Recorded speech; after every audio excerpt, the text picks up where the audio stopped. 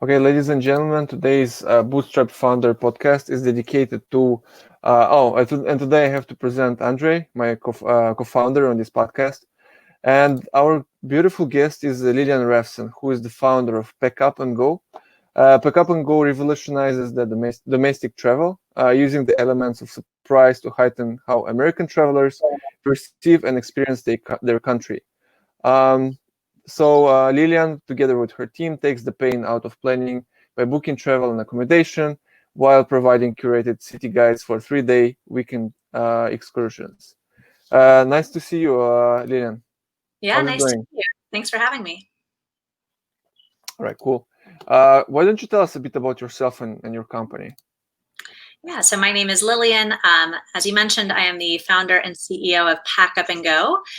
We are a surprise travel agency. So we plan getaways around the United States, but the catch is that your destination is a surprise until the day you depart. I launched the company in January 2016. So we're about 4.5 years old now. And we are a bootstrap business. So we've been growing organically since launching, and we have done about 12 million in revenue so far. We've sent over 20,000 travelers to 90 destinations around the country. Wow, nice. That's really cool. Just a quick question, because I'm really wondering how did COVID impacted your business? Yeah, it has really changed things for us. So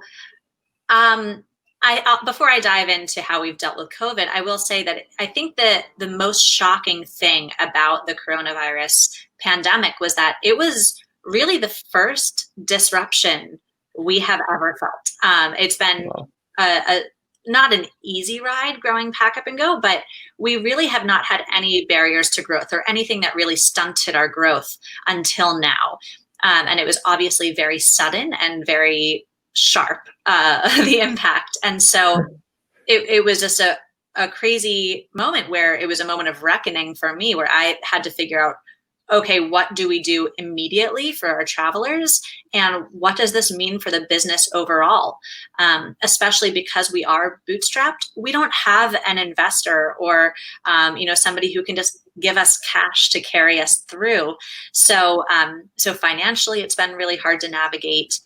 In terms of managing the team, it's been really hard to navigate.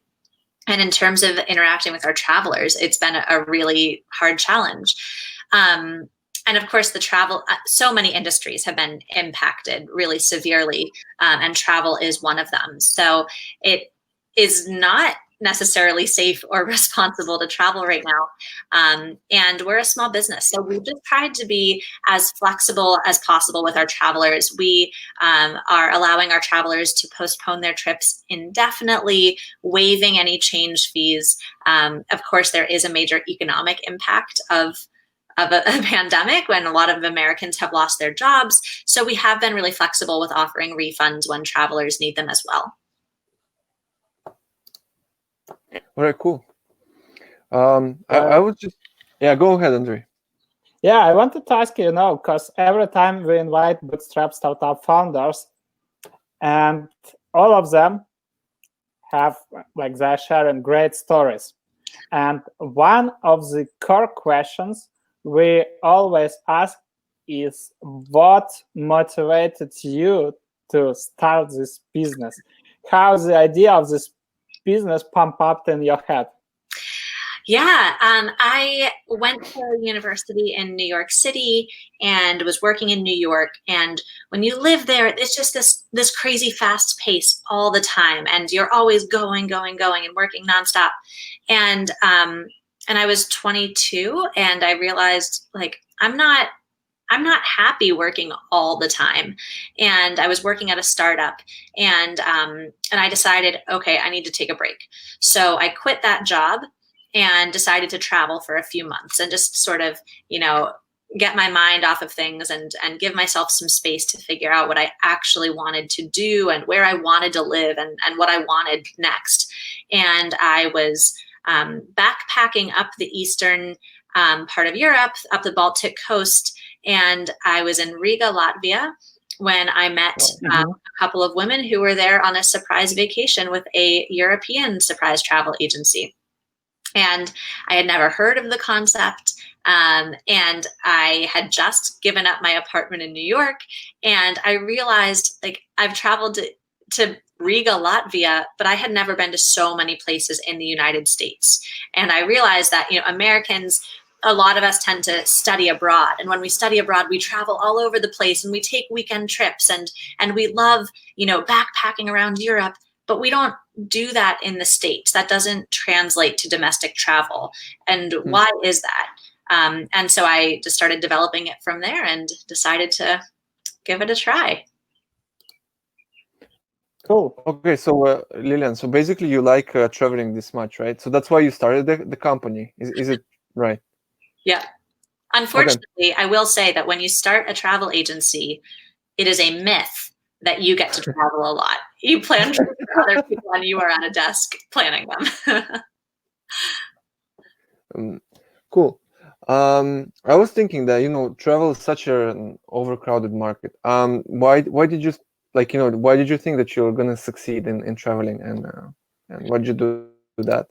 I didn't know that I was going to succeed. Oh, okay. I did not go in with that assumption. When I started the company, I was still working at a bar. I got a job, working at a bar as a waitress at night because I knew that I probably wouldn't make any money on this company. I didn't have any money to invest in marketing. I've never worked in the travel industry before, so I had no idea what I was doing. And so when I started the company, I thought, okay, maybe this is a part-time thing. Maybe eventually I'll hire a couple of people to help, but it probably won't get that big. And then shortly after I launched, a friend of a friend is a reporter for Business Insider.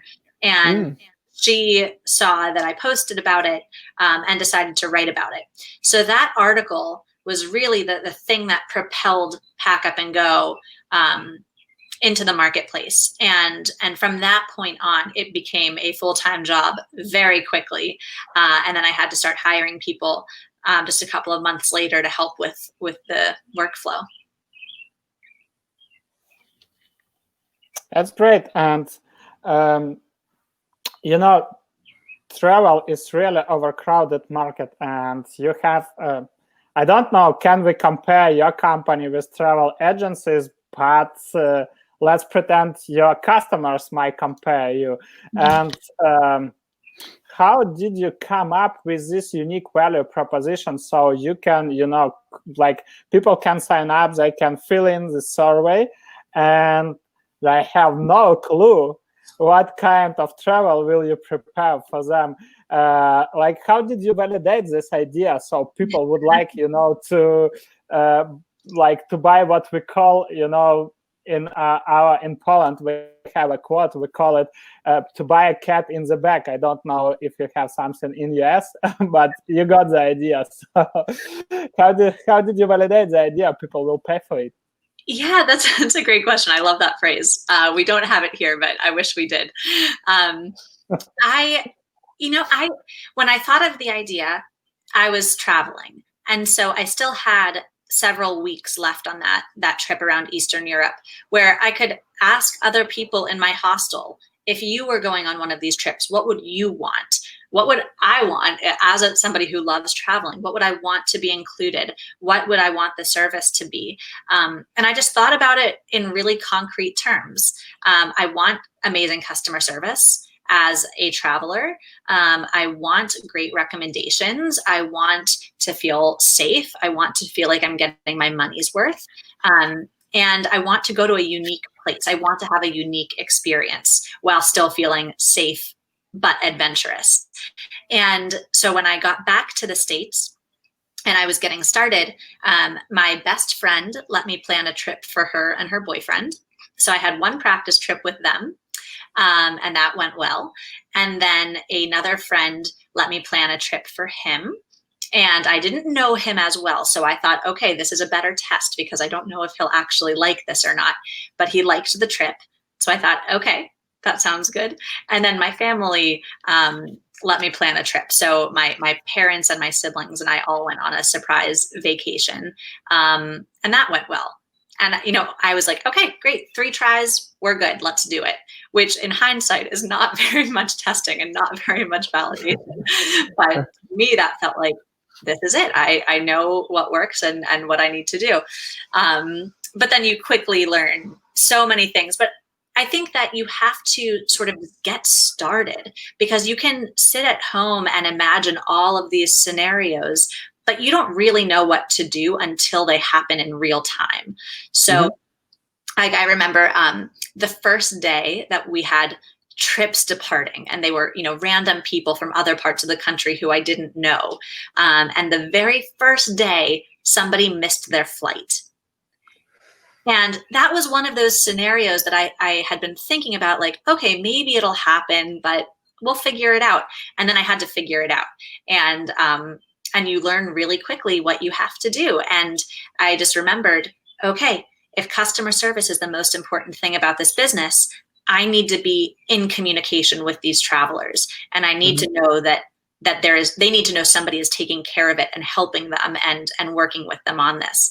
And you just learn as you go. You can overthink it if you want, but I think the best way to go is to dive in and to get started.